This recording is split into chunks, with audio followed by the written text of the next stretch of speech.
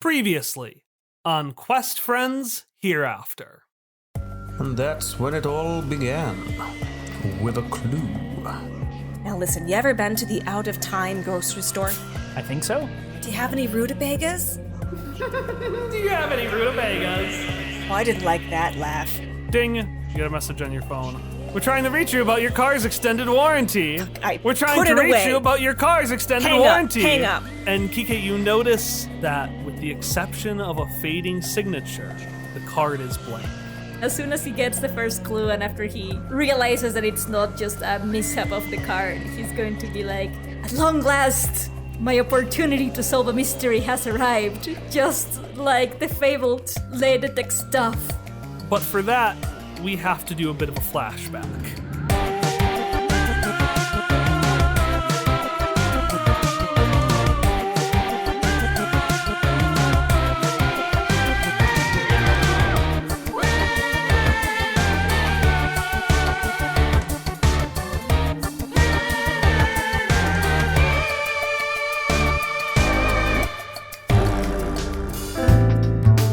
It was Sunday. For most people, that means a day of rest, of relaxation. But I'm not most people. I'm Irene Hawthorne, the world's greatest Necromon trainer. It had been a month since my last match, and I couldn't get it out of my mind. Our battle had been against a haughty country girl and an imposter, but all I could see was a mirror. As it just so happened, the Dome had recently opened a Sarvian exhibit. It was time to train my mind. So Irene, it's about 12:50, something like that. You've just had lunch. You're here at the Boidle Rat exhibit. Boidle Rat, the official Necromon of Zarvia. No, it's a nicer one. It's like the nicer version of the Boidle Rat. It's like a ghost possum or something. Can it have a Nushanka? Yes. Please. Yes. Begging you. It's a ghost possum in a Nushanka. God. Actually, no, it's a little orb, a little like floating glass ball with an Ushanka is what you see. These are ice creatures that can link up to each other and make bigger features. Used for entertainment, for war, for battle, all those kinds of things. They say, lurk, lurk, lurk. It's almost lyric. That's why Rasputin wants musical numbers. We've done it. We've connected the dots. We've made a conspiracy. He thinks they're asking him to sing by saying lyric, lyric, lyric. We solved the mystery. They're called Kirill, is what they would be called. Lyric. Yeah, they're called Kirill. Carol. What exactly are you doing here, Irene? Well, you train your Necromon, right? You train your body, and you train your mind. So Irene is here to train her mind. That's what she calls researching, or like homework, or things like that. She's training her brain. She's making her intellect buffer. Secretly, she also just kind of likes museums. So, yeah, you are learning, and your Necromon are learning as well. Boyko. Any exhibits that particularly interest any of the Necromon? I don't know. I mean, I don't know what exhibits there are here, but if there's any, like, about the fauna of Sarvia, I think Malaya would be interested in seeing that. The fighting fauna of Zarvia was the 55th unit of plant soldiers called the fighting fauna. The fighting fauna. Malaya is all about the fighting fauna. There's a little section about his cousins, the dancing mushrooms. Oh, yes! The dancing mushrooms! Oh, like those invitation! Yeah. Amazing. The dancing mushroom! Anything for Pokio? Pokio is interested in Zarvian cuisine. Pokio has found a chef's hat. They stole it from the museum. A Zarvian chef's hat. It looks just like a Nushanka, but pleated. All right. And since Tom's internet has shut off for a little while, I will describe what the Mossies do. The Mossies are kind of split all over the place. I mean, they're usually a unit, but you're in the Zarvian exhibit. What could go wrong? So Irene, you're checking it out. You're looking at the Kirill. Next to you, this boy in like very ragged, rusty kind of... Like a newsboy cap and like suspenders? Yeah, this skeleton in this newsboy cap and suspenders with a little name tag that says, "Hi, my name is Lexi." Oh my god! It's just like, No! Boidle rat is better. Lexi not understand why Boidle rat not here. Irene slowly turns over. Boidle rat. Yes, Boidle rat. Boidle rat are literal trash. They are trash. Yes. His strongest element. No one has ever thought that except one person, and I crushed him. Yes. Sister Annie told me all about it. And as you're having this uncomfortable conversation, the clock strikes 1, and you hear the screams. T-Sop!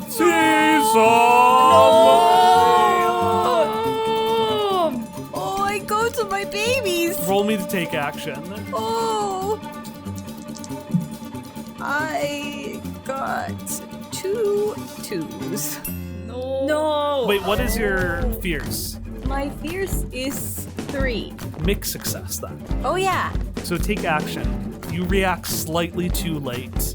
I am not a fast child. Irene, you run faster than you should. Everything is blurring around you. The lights are stronger, the sounds are louder, but you can't notice because you're tunnel vision. As you go, you see one of the Mossies trying to bite at this figure, wearing a robe and a Phantom of the Opera mask covering their face. I would like to use Elemental Blast. With who? With Pokio.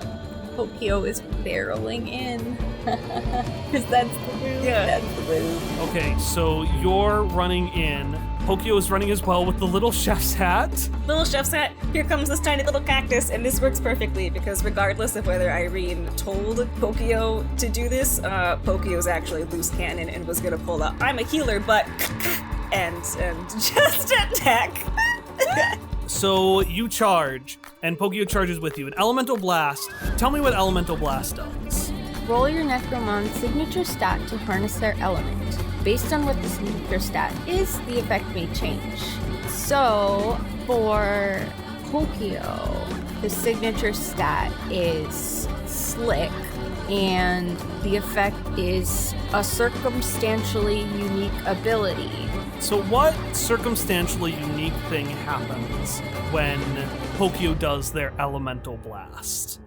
I think it would be fun if they could, instead of draining, like amplify the other's ability. So like the Mossies grow these huge sharp teeth or something. Cactus spikes spontaneously, but it's not as horrifying. Never mind, X-guard that. I mean, They do not grow cactus spikes. maybe they do make other Necromon spiky. The power of cactus. Hallie or Ari, if you think of any good cactus attack puns. Cact attack. Yeah, that's what I was thinking. Attactus. Attactus. Attactus. Attactus. Cactus attactus. Cactus Sounds like a attactus. a Roman general. Cactus attackus. Okay, cactus attactus? That's what it is now. I imagine Cactus attackus, it looks like Sonic the Hedgehog's spin dash, but it's a cactus. She yells, "Cactus attactus! As you yell, the figure turns back and looks towards you. And Pokio fucking bolts, and that blue electricity shoots between all their spines, and it shoots towards one of the Mossies, which reaches out to grab it. But because you rolled a mixed success on take action, which means you arrive slightly too late, the Mossy is blocked by the phantom figure's hand, which latches onto it, and you hear a "ow!" as Pokio's Cactus Attactus zaps the thief's hand instead of the Mossy that it was targeting. And before you, Malaya, Pokio, or the other two Mossies can respond, the figure whisks their coat and, like a phantom, vanishes. No! I will say that Malaya was so distressed that he forgot he could get bigger to reach the place faster. So he has been running to save the friend, but very small. So it takes it a long time, and that's why he didn't reach it. He's been mushrooming across the museum. My baby. Holy Irene is just holding the remaining Necromon. Oh. You tried. Holy God. So you pick up Malaya, pick up Pokio, pick up one of the Mossies, and another Mossy appears with something in its mouth. Because I forgot to mention that when we started investigations, the first clue should have been free. Ari shouldn't have had to roll, so we're going to give that clue to you free right now. 4 of diamonds. Diamonds provide physical evidence related to the victim's body or possessions. There is evidence of an injury. So in fact, the other moss ball doesn't come with anything, the other Mossy. Instead, as you pick it up, you feel almost as if your soul itself is hurting. In the car, going to the grocery store. What music do we put on? I imagine that Sparky has like tapes that like in that Phineas and Ferb episode where they have best trucker hits from 1986 to 1986. Like something weird like that. It's all cassette tapes and mixtapes. I have a lot of mixtapes. Who made the mixtapes for you? Well, Sparky made most of them. She would throw away any Elliot gave her. If Lucas gave her a mixtape, man, that would be amazing. I'm sure they made one together in high school because that's what you do when you're young, in love at that age. You make mixtapes. There are a couple of mixtapes. There's the one that you made with Lucas, which is clearly just your taste because he's a doormat. Yeah, that's why I like it so much. And then there's one that he made for you that is clearly just Chaz Casey's taste. Because he asked your friend Chaz Casey for help on making a perfect mixtape. That's adorable. If Lucas Bang made one of his own, it'd just be the Pokemon theme over and over again. What a good mixtape! Sparky's gonna put one of her own mixtapes on this time, though. I imagine Hilda and Sparky cruising down in her van with sunglasses like the Blues Brothers, going to the grocery store to look for rutabagas. But I'm also imagining the vibe of the When Mom Isn't Home video. Yes, exactly. Just both of them bobbing their heads. But I changed my mind, and instead of that, it's just Europey. We're just gonna blast Europey going down the highway in this ancient van, going to the grocery store. Yeah. You are now at Out of Time. Out of Time looks pretty similar to how it looked in that kind of vision you had, Sparky. Because, I mean, it was just the same, it's a grocery store. Yeah. It's a slightly nicer grocery store. And yeah, you go in. You're in Out of Time. Okay, Hilda. I think our best bet is to either pretend to be someone who needs to see the books for official authoritative purposes, in which case it will be me taking on the brunt of the work and you doing distraction, or a child asking for help with an after-school project of some kind, in which case, of course, you would take the lead. Which are you feeling today, kiddo? I have bribe money, and she pulls out, like, a small allowance. I can be very distracting, I have been told. With bribe, like you're going to bribe people to be distracted and not pay attention, or you're going to use the money? Well, I thought that might help, but I can also just cause a distraction myself if we need. Okay. This is the second time in the show a child has suggested bribes. I'm gonna be mad if Hilda bribing someone worked and Irene bribing. You tried to bribe Ariel. They knew you. Steve from Out of Time does not know Hilda. Alright, you know how really big grocery stores, this is a small one, but you know how really big ones will have bathrooms behind like the warehouse. They let people go in sometimes. Yeah, it's like right next to the door that goes back into the back room. Yeah. There's a grocery store in Wisconsin where it's all the way in the back room, and I'd like this to be like that grocery store in Wisconsin that I have gone to several times. And I just want to do the classic, I'm going to use the bathroom, but actually I'm going to snoop. I'm completely switching tacks from what I told Hilda, because Sparky is all over the place in every facet of her life. Hilda was gonna try to approach Steve and cause a Yeah, distraction. I think probably splitting up is the best. Like, Hilda will join her back there if she thinks she can, but is going to start by following the plan. Okay, I think the way we'll play this out is we're gonna play Hilda talking with Steve, Definitely. and then assuming Tom does a decent enough job of lying, the way we'll flavor it is we'll do actually one of our moves, Help a Friend, where someone is trying to help someone else succeed at their goal. If Hilda is convincing enough to distract Steve, then we'll say that Hilda successfully helped Sparky and you'll get a bonus to your roll. I think that's the easiest way to do that. Does that work for everyone? Yeah? All right, so let's start with Hilda. Hilda, you walk up, you see Steve. He's in an apron, he's got a ball cap, he's cute. He's a solid, give me a number out of 10, Hallie. 8. He's a solid 8 out of 10. He's a nice guy. Hilda cares nothing for this. No, he's the kind of guy that, I don't know, a single woman in her 30s might find cute. Fuck you! You know, if we ever, I can never be like, I'm Hallie, I have a podcast. Like, I can't do that You now. brought Steve back. I was ready to let Steve die. Admittedly, I kind of angled for it here. Anyways, yeah, you walk up to Steve. Hilda sidles up. Like, you know how early on in Breaking Bad, everything Walter White does is like something he saw in a movie once. So he's like, yes, gonna act like we're looking at magazines at the stand and talk about our business deals. This is Hilda's effect. Hilda is like gonna slide up so that she's like got her back to him, looking kind of away, seems to be staring at like this peanut butter shelf, and is just gonna take out a 5, slowly slide it along the counter towards Steve. Booker's eye stalks stare at him over Hilda's shoulder. And without removing her hand from it, it's just gonna say, "Hey, wanna make some easy money?" Oh, hello, small child.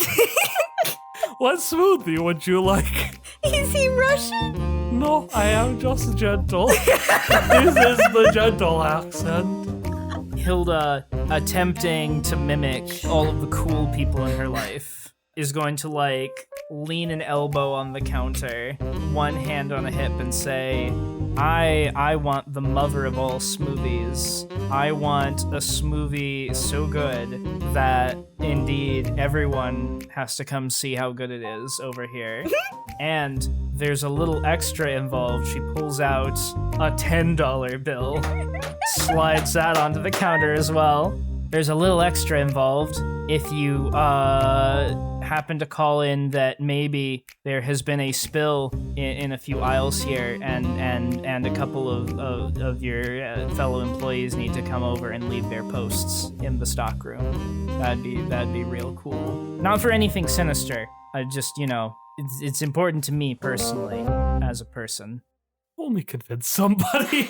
$15. I can go higher. I'm gonna give you a +1 because it turns out that Alexander Hamilton is Steve's favorite president. Oh God. Oh well. So that's a 5. Rolling so low. Can I assist? I look so cool with my little eye stalks. I think there's no way to salvage this unless Booker wants to do something entirely different. Steve is gonna be like, oh, well, I don't really have that authority. I'm just in the smoothie place. But I understand. I get lonely too. Here, how about to make it feel like we have more company? We listen to some episodes of my podcast while I make your smoothie. I mean, I guess so. Rekub. Booker shakes like his whole body as if he's shaking his head. Rekub. I'm so glad because this smoothie will take a while to make. Hilda continues nodding and listening. She sees no way out other than to listen to this podcast. No, you so you don't get What's the name of the podcast? Which let me ask it in character. What's the name of the podcast? Oh, the name of the podcast is a very interesting one. It's called... I'll just say Catching Up, Steve. I've got you one better. That's smooth, Steve. It's called That Smooth, Steve. It's a little bit about smoothies and a little bit about Steve and a little bit about life. And a little bit about life. I'm very glad I failed this roll. So Sparky, you look and you see that Steve is very intently talking to Hilda. Yeah. But there's still people around you milling in and out. Okay. There's someone waiting in line for the bathroom, probably. And I'm right next to where it goes into the back of the grocery store. Like the swinging doors that go into the stock room or warehouse or whatever. Yep. You know what? I'm just gonna go. Like, this is just a random person. I'm just gonna walk in the back Just there. walk like you own the place? Yeah, exactly. Fuck this rando. Yeah, roll. Let's do sneak. Yeah, you're just walking in. I'm minding my own business.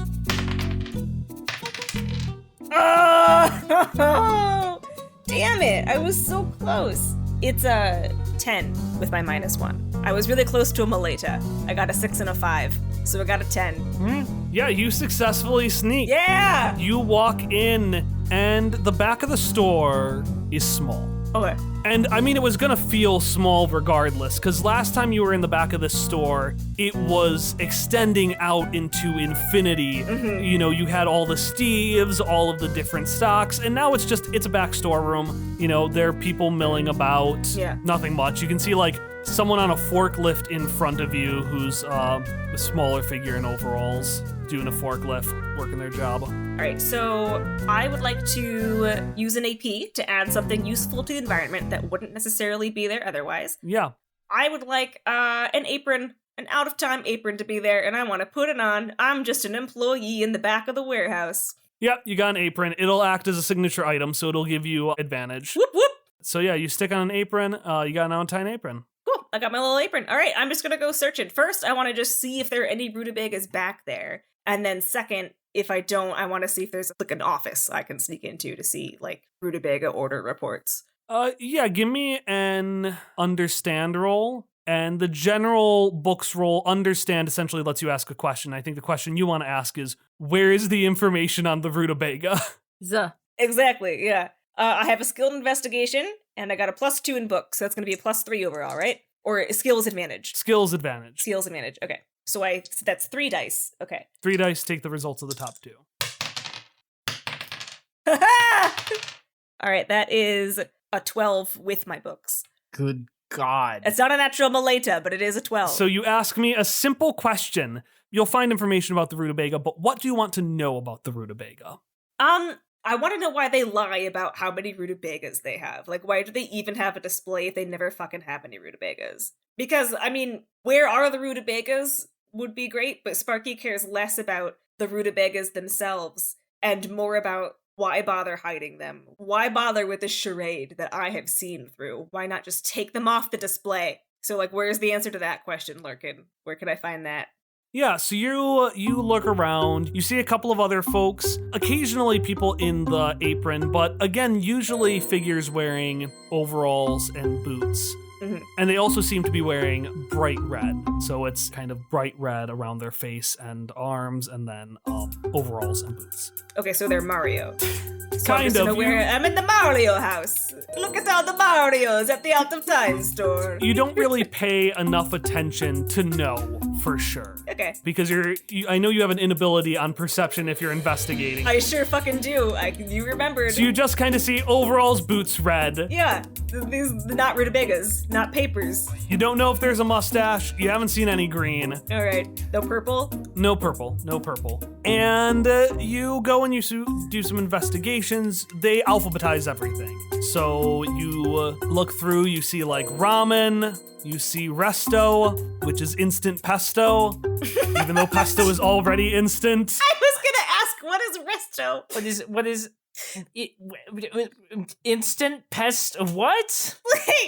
like That, you buy pesto in a like jar. pre-made pesto? Like you can make fresh pesto. No, you have to. You if you have want to be authentic, but Unlike pesto in our world that you can just buy pre-made, like most instant things, you do have to microwave it for it to work. Resto Scuba spitting in his grave. Oh. Resto pesto. Pesto has reached his eternal resto. Resto in pesto, Mr. Scuba. It was designed by Oset's grandfather, Pesto Scuba. It's his, like, retirement business. One of the many things owned by Scuba Corp. The Resto conglomerate. They're like Campbell's, but instant pesto. And You know, Resto. you get down to the rutabaga. Because rutabagas.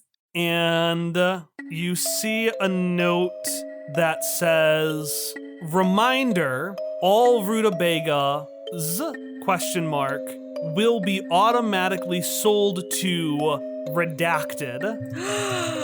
However, since this is only a temporary thing, because you noticed, Sparky, it started about a month before the campaign started. So it says, because this is a temporary thing, don't bother rearranging the sign up front. Intriguing. And your tracker goes up from 4 to 5. Oh, yeah.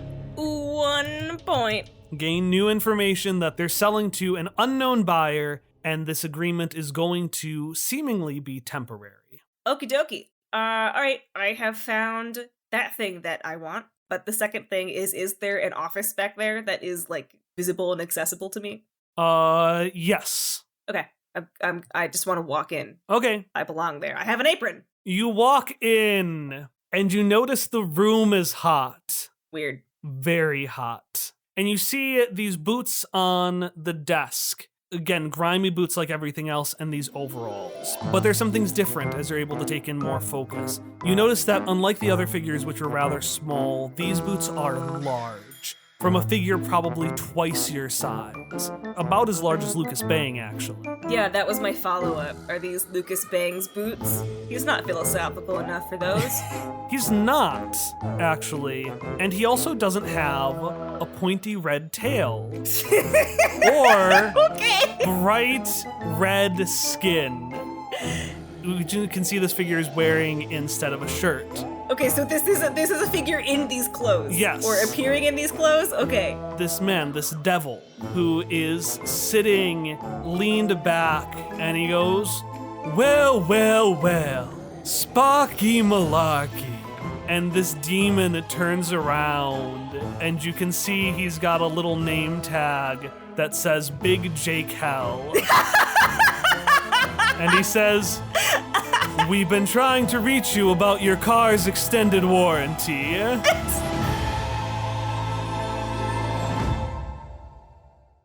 It was a regular day, or so I thought. I knew she was trouble from the moment she entered my office, because she carried with her the announcement break. Hi, welcome to the Necromon Thief Part 2 out of 3 announcement break. Just like with last time, I want to give a big thank you to Rob from Totalis Rankium for doing the Quique Noir monologues, but I'd also like to include a thank you to Bree from Pontifax for doing the Irene monologues. If you liked any of their dramatic voices, or you just want a lighthearted look into history, be it American presidents, Roman emperors, or the popes, you can find links to both of their shows in the description. In addition to those 2 new voices, you might have noticed that a voice has changed. Specifically, for the rest of this specific arc, I will be voicing the Mossies instead of Tom. And that's just because Tom's internet cut out when we were recording the Irene and Quique segments, and instead of waiting, we decided to move on with it anyway. So I ended up having to voice the Mossies for that. We could just say that, I don't know, they got a cold. They got a moss cold. I don't know what that looks like, but it's what they got. Next month is September, which means that we are coming up on the 5-year anniversary of Quest Friends. And just like with every other year, we want to do an anniversary stream. Now, in previous years, we did a Q&A stream, but we actually want to wait until in between arcs to do those for hereafter. So instead, we're going to do something else. Probably something simple like we play Jackbox or Channel A, or just do something lighthearted and fun to ring in the beginning of the 5th year of Quest Friends. So that right now is scheduled for September 25th at 7 p.m. Central Time, although if that changes, I will let you know. I'll also let you know more details about what we're doing, as well as fun other stuff we might do for our anniversary in future announcement breaks. Or you can always follow us on social media, where we'll be mentioning these things as well. Alright, I have got another promo for you today, and this one is a very good one. Today's promo is going to be for Side Questing. Side Questing is a fantasy podcast about avoiding the main plot. It's just fun and lighthearted and delightful and heartfelt and all those words that mean heart and good and not the main story. But don't take my word for it. Listen to a promo from the creator themselves.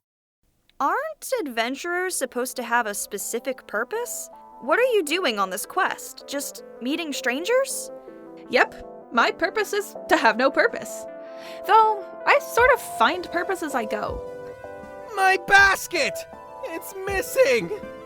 I have tried many means of defense, but none have yet proven successful. I just wish someone would succeed in getting that darn sword. I am under attack by this ruffian! I want to be big and strong and fight evil. I have hope that if you show up at her door, she might listen. Want to help me yell at them? With your sword? In a threatening manner? Side Questing is a fantasy podcast about avoiding the main plot. It follows Ryan, an adventurer who's willing to help just about anyone out, as long as they're not being asked to deal with that scary wizard everyone keeps talking about. Subscribe today on your favorite podcast app. If that strikes your fancy, you can check out Side Questing at sidequestingpod.com or in the description below. All right, that's all I've got for you today. Our next episode, The Necromon Thief Part 3, will be releasing on Monday, September 5th. But if you'd like additional stories, chat logs, or behind-the-scenes videos, you can find them at patreon.com/questfriends. For example, since last episode, select Patreon backers have gotten access to more in-depth rules for the Investigate move that we introduced this arc. I hope to see you there.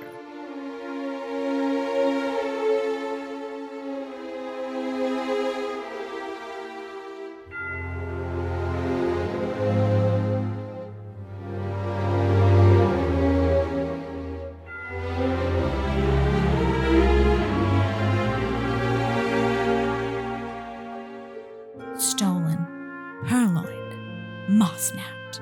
One of my partners had been taken against their will, and I could feel a deep, yawning ache in the core of my soul itself.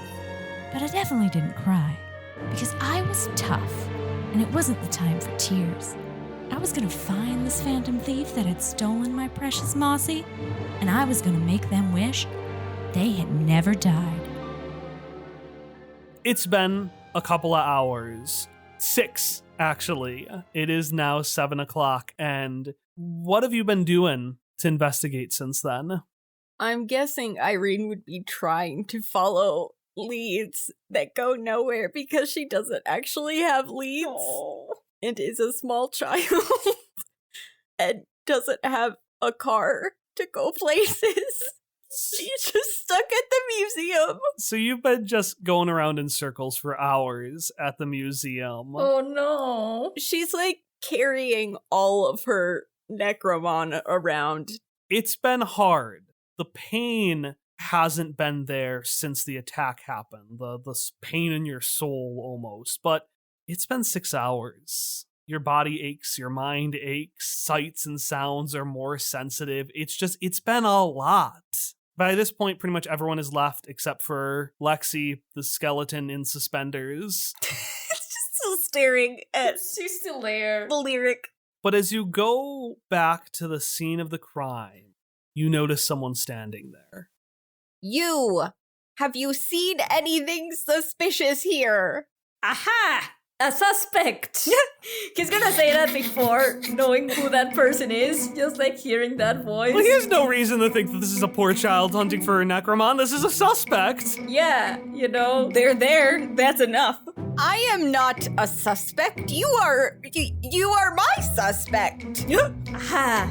The suspect is trying to do the classic maneuver from novel 12 of Lady Stuff Saga, which is the reverse blame. Aha! Trying to make the detective feel like the victim. Well, this is not going to work in this case. You're doing the reverse blame on me. Clever stuff. Clever reverse psychology there. Wait. You're just a child. I am not a child, but I am also not a suspect. Thank you very much. I am looking for my Necromon. Have you seen any moss balls? Plot thickens here. So now there appear to be not one, but two trials that are missing different types of Necromon creatures. I have not seen these moss balls. Have you seen a little chinchilla thing? It's a little, and he's having a hard time describing it without saying animal names that are no longer existent. Small and fluffy and little legs. Have you seen that? No. Okay, it appears that now there's two people missing. Listen, I am detective on the case. I am looking for a missing chinchilla. Oh, that's right, it's a pick. That's right. I am in the case of the disappearing pick. But now, you can also be in the case, so we are in the case of the disappearing pick and moss balls. Do you want to join on this investigation? Yes, I would. I am glad you volunteered to be my assistant. I did no such thing. The reverse psychology is once again at play. I see what is happening here. Very clever stuff. Let's exchange clues. I saw someone in a mask and a cape steal my Mossy.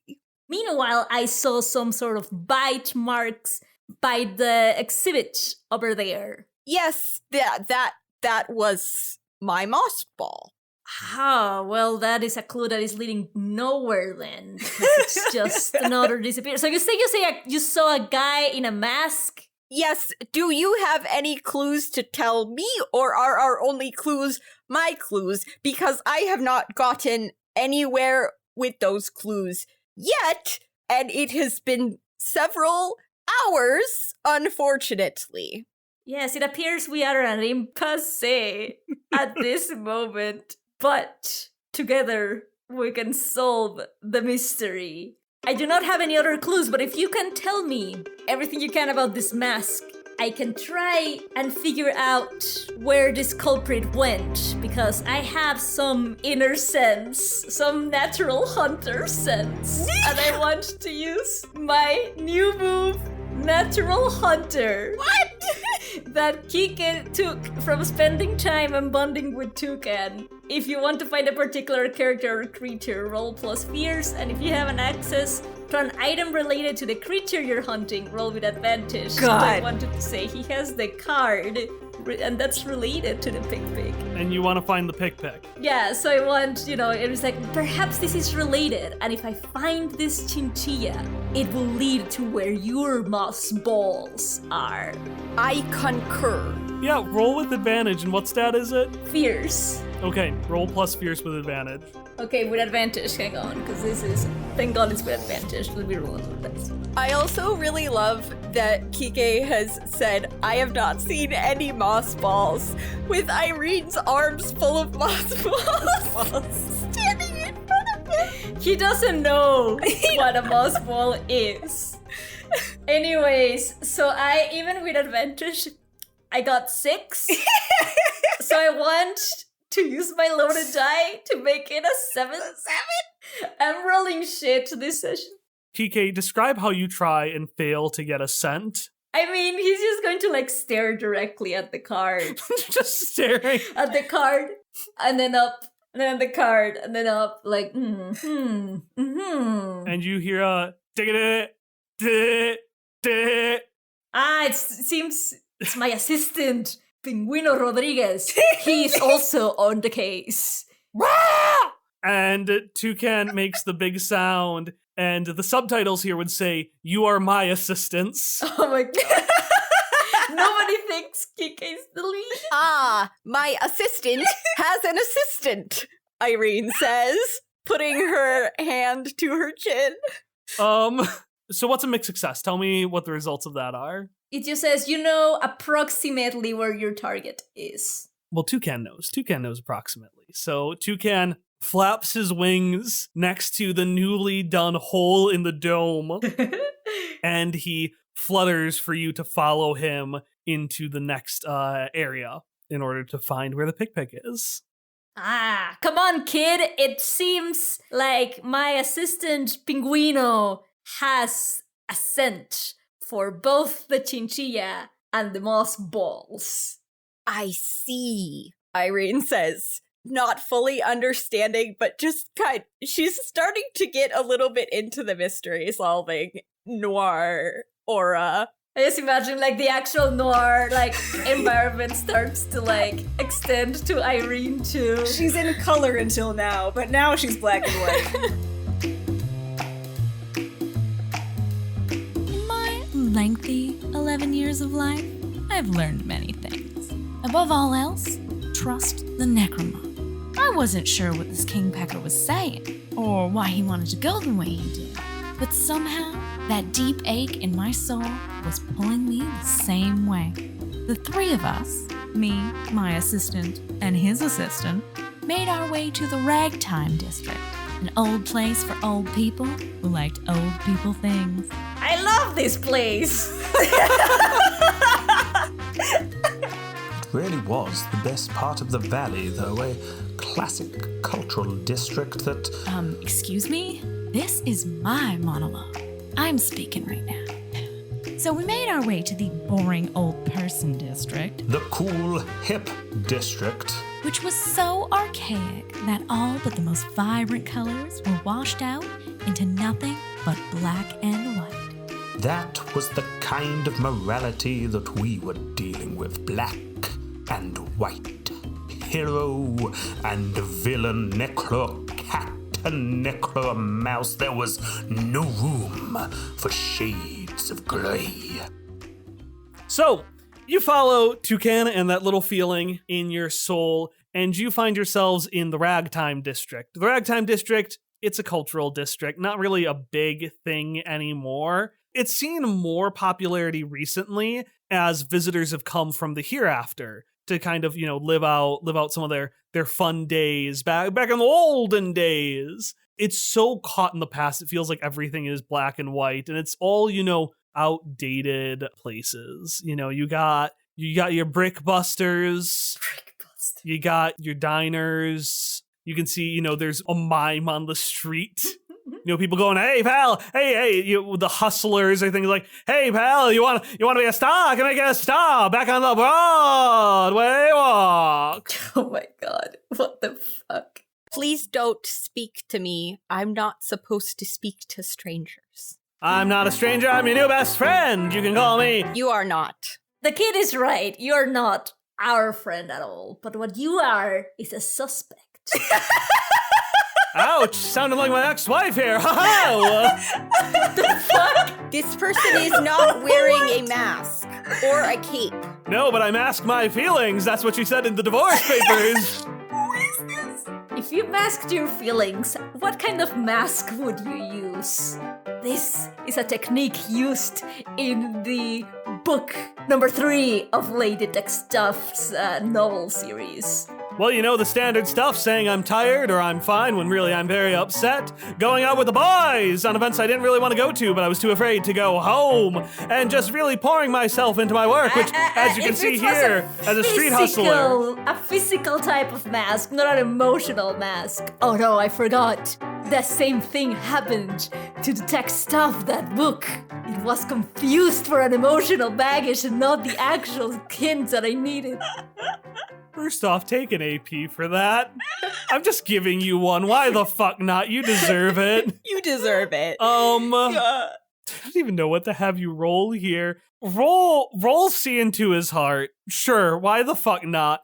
Roll C into this random street hustler's heart to figure out what his baggage would be. I imagine this street hustler is literally just doing this the whole time he's talking like a video game sprite. Oh yeah. Oh yeah. I'm picturing like Malaya or one of the Necromons starting to imitate. Oiko, oiko, Malaya. oiko, oiko. Well, I got 6. God damn it. We'll take another AP. Oh He gets insight into you. no. So I can ask you one question. Oh boy. What's your emotional mask? I knew you were going to ask that. God. I was not prepared to answer this question about Quique today. Maybe just feeling that he's too old, like he fails to get with the new youngins. Nowadays, he's too caught up in the old ye past with the black and white sort of aesthetic, and sometimes that hurts him. But I guess I'm not the only one caught up in the past, am I, friend? The one hiding, not thinking that he can move on or progress in any ways. I guess that's why you're here in the Ragtime District. Same as us, one of us. One of us. You're one of us. Yes, what was that? He's doing tap dancing to this One of Us song while you ask him questions. So Irene was saying "excuse me" to Quique. Oh! As she scoots around him, stalks up to this person, and pokes them in the nose. Oh boy. What do you want to do with poking them in the nose? I would like to then poke them so that they start backing up into like a corner or something to intimidate them. Roll me convince somebody with fierce for intimidation. With fierce? Yeah. Oh, okay. Okay, so it was a 5, but add 3. So really it's 8. Okay, so a mixed success on convince somebody. Your target is convinced mostly. Choose one drawback. I'm torn because on one hand, I would be upset if someone backed me into a corner angrily, but also they've made inconvenient understandings already, so maybe that's the best to keep in line with that. All right, so you poke this man who's doing the tip taps, and as he keeps dancing, they get louder and louder, just ringing in your ears, Irene, and kind of blurring the sides of your vision. I would like to bully this man. And they're like, hey, what's the big idea? What's the big idea? As they're tips tapping back, and what do you want to convince him with your fears? I think that you actually do understand what this skeleton, whose name I never actually learned, what? I'm just walking around with a strange adult. What I was saying was that you know what he meant, and you should just tell us what physical mask.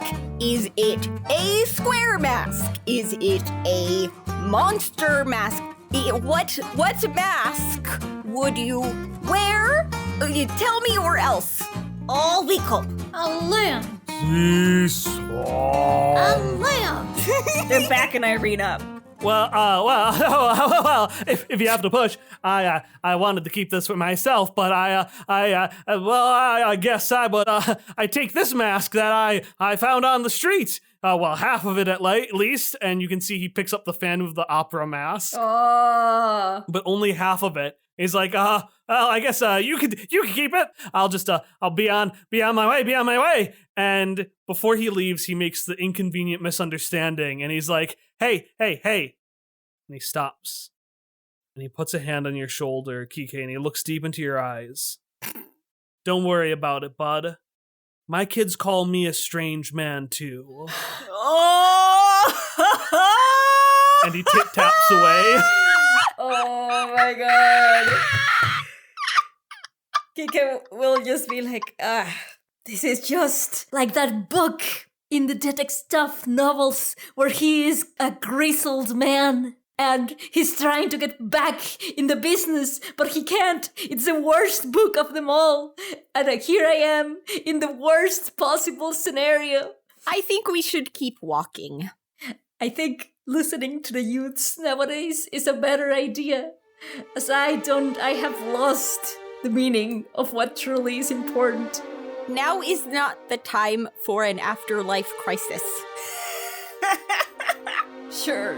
So wait, do you know where we are going exactly? Like, I know he gave you this mask, right? Is that the mask you saw earlier? It is half of the mask that I saw, but perhaps if we give it to your bird assistant. His name is Toucan. I mean, you can call him Pinguino, but it truly is Toucan. I prefer Pinguino.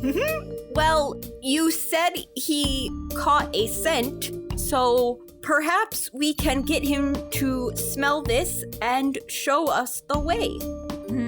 That is a good idea. Yes, and like I want to say that, like, as Quique was having the old crisis, it was like beginning to look more like color, and then once Irene was like, yeah, this clue, it just like went back to like noir, and it's like, yes, the scent. That is a good idea, my assistant. Pinguino, what do you see in this clue? We're gonna do another basic investigation roll. Roll me an investigate, Ari. I want to spend an AP to roll with advantage. Okay, yeah. Roll me 3 dice. Whoa! Oh! Malita! Which is really at 13 because it's +1 in books, and I got a nat 12 with advantage. What a night! I'm so mad and happy at the same time. God! Okay, so Ari, as a full success, instead of getting a clue from me, you will be able to ask a question and I'll give you an answer. But in addition to that, you get a critical effect. You could gain an AP, you could double the move's effect. So I would say that as I will give you a second clue. That one will just come from me though. So you can get 2 clues for the price of 1.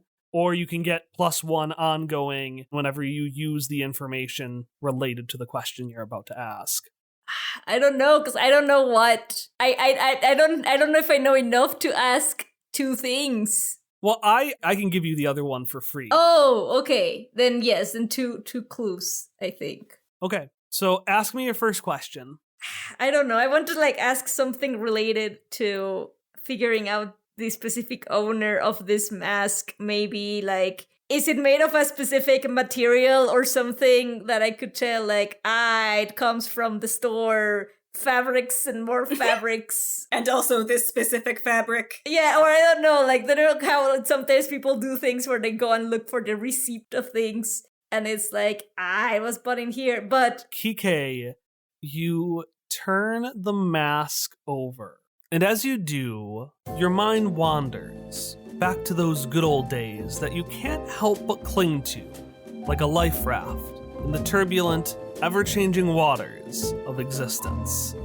When I was a younger skeleton than I am today, I would often frequent Chuck Beaver's emporium of fun and pizza. Amid all the games and grease, there was a fabled prize, the 10,000 ticket mask. It was rumored that this mask could hide your true intentions, that it could even disguise your identity entirely.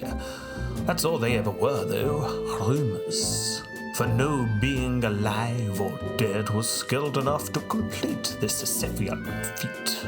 And yet, in my bony hands, I held a broken mask with a ripped receipt for 10,000 tickets. The phantom mask was real. I had it. But the back of this ripped receipt contains something even more valuable. The rest of the message, writ by the mastermind. Once you're done in the dome, meet me at Chuck Beaver's Emporium of Fun and Pizza, where the fun never dies. Signed, E. Quique at seeing that is going to be like, I committed the classic mistake. Always read the fine print.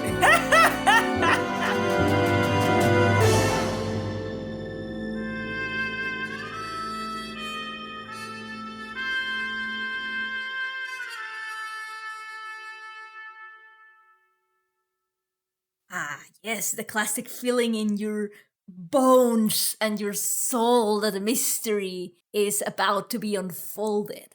I have this.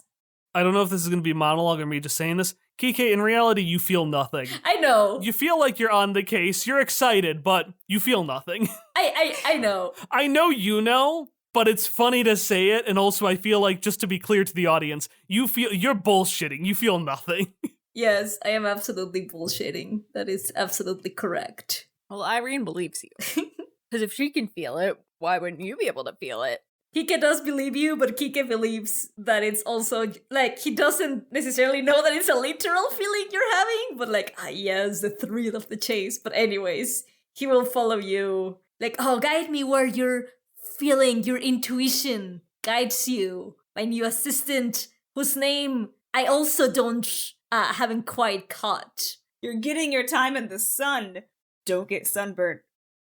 This is completely irrelevant, but I'm following like the Dracula drama as Tumblr learns about Dracula together collectively. What? Because remember, there's that subscription service where they send you like synopsis of what happened on this date in the novel Dracula. Because Dracula starts in early May, that's been going on. Didn't I tell everyone about this the other night? Don't you remember, Kyle? Don't you remember, Ari? I don't know any of these things. What? I talked about this on Thursday during Symphonia. Did you? I don't. Was it when you were muted? Okay, was it when your mic wasn't working? No, no, you couldn't have missed all of that. No, because when you told me about it today or yesterday, I was like, "Oh, that sounds awesome!" But you did sound like I knew it, and I was like, "Maybe I did at one point, just forgot." I think you talked about it when everything when your mic stopped functioning. Anyway. So there's a thing you can subscribe to that gives you synopses of what happens in the novel Dracula on the date that it happened in Dracula. And since Dracula starts in early May, incredible, that has been going on, and it's a big thing on Tumblr now where a bunch of people are like learning about Dracula for the first time through this. Will there be a part? Because I mean, there's a part where they travel to America, right? Correct. So then, like the second half of the book, it's super fucking boring because it's just Dracula in a fucking stowaway like casket. I love that Dracula stows away on a boat, though. Dracula and Titanic together at last. It's very funny because everyone's like, Jonathan, pay fucking attention. Everyone's trying to keep you alive. Oh no, Jonathan he's a very oblivious man.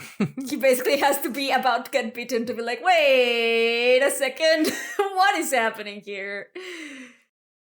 This is gross, but I'm gonna say it anyway. I am so sweaty. Oh no! So hot. Oh, is it really hot in Arizona right now? It's fairly warm. Kyle's office doesn't have good ventilation, and I'm in a tent. And we've got the AC on. Like, oh god, the only thing we could do beyond this is put on the fan, and the Mhm. fan would make my audio sound terrible. Right. Yeah. Today I was sweating on my walk because it was 66 degrees. 66.